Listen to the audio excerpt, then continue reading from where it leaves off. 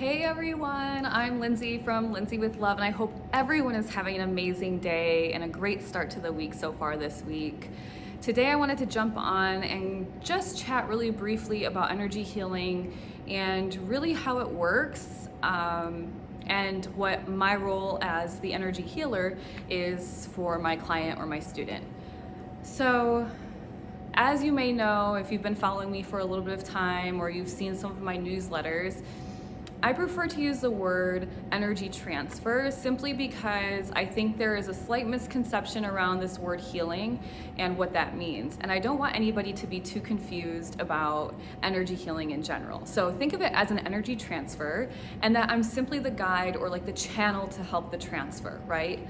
I don't really like to call myself a healer because I feel like it sounds kind of too miraculous, and perhaps people are a little bit skeptical of that. But once you can understand how it truly works, perhaps you'll be a little bit more open-minded or more interested in joining me and learning how you can heal yourself and how I can help you through my energy transfer work. All right, so the first thing that we need to all agree on, there's a few things. I'm going to teach you about what resonance means. And I am not a scientist, I'm not a physicist, I'm not a chemist. My studies are in math, finance, fashion, and metaphysics. But I don't want you guys to think this is some sort of like very accurate description of what I'm teaching. I just want it to be simple enough so that everybody can kind of grasp the concept, right? So number one, I'm not a scientist. Please don't bash me for the way I explain resonance. Number two, we all have to agree that everything has energy. Animate and inanimate objects all have different energy, and they all buzz, as I like to say, at different frequencies. And number three, we all learned in, I don't know, maybe 5th grade or who knows. I feel like school was so far in my past, I have no idea. But we learned at some point that energy cannot be created or destroyed. It can only be transferred from one object, from one form to another, or from one object to another, right? So in our scenario, I'm talking about transferring energy from me to you. All right, so let's learn with my non-scientific example what energy transfer is and what resonance means. So in my example, there's a tuning fork. A tuning fork is kind of like a metal kind of prong like this. And I come by and I hit it with a mallet, and I hit it and it starts to vibrate, buzz. And we're gonna say it buzzes at 100. At 100 it buzzes and it starts to make a noise. And then I bring a second tuning fork into the room, and this tuning fork is buzzing at 0, right? It's not moving, there's no noise coming out of it, it's just there.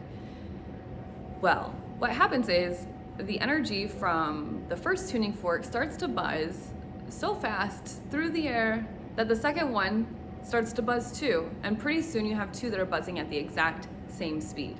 Now they're both buzzing at 100.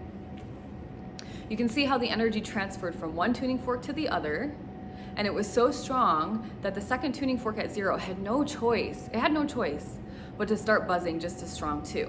This is exactly kind of how energy transfer works. I act as a channel. In this example, I'm the 100 buzzing tuning fork. I'm the first fork.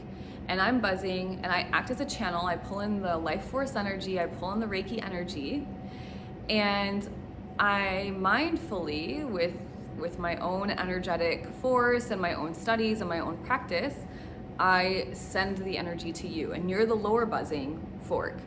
And I'm not saying my students buzz at 0 or anything crazy like that. This is simply an example.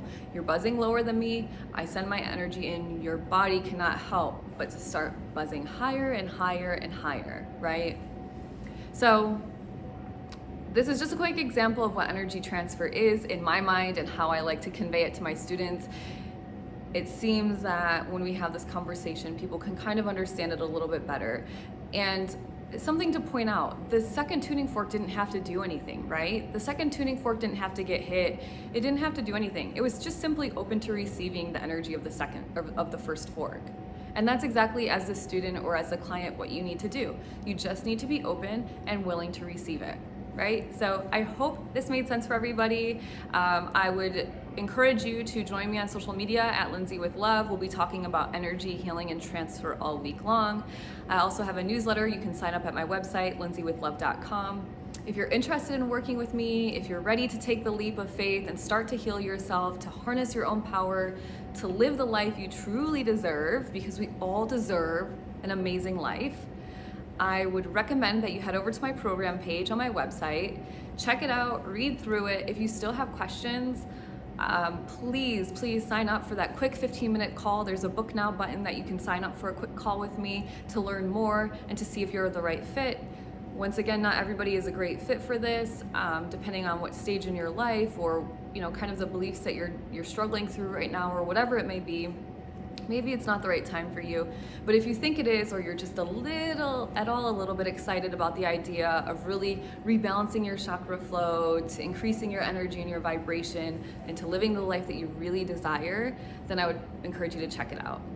I hope everyone has an amazing week. I can't wait to see you all on social media or next week on Tuesday when we chat again on YouTube. Have a great week, you guys.